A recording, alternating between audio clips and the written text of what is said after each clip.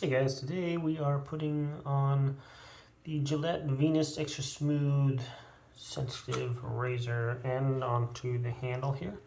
So you can order new razors if they wear out or whatever. Just got to remove them from this thing. It has these little arrows that point to it. So it should be easy to do. Or maybe it's just messing with me here.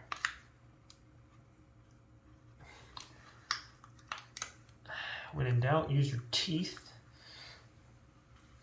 This is, okay, never mind. Silly me. So these ends bend up. Good night. I was just trying to get that little plastic part. There we go. Okay, so I believe we can just push this right in there. And it snaps in place. And that's all you gotta do, guys.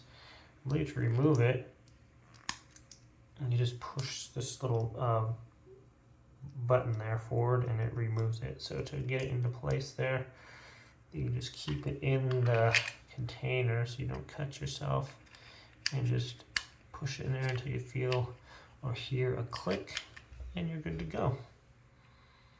All right, thanks for watching, guys, and have a good day.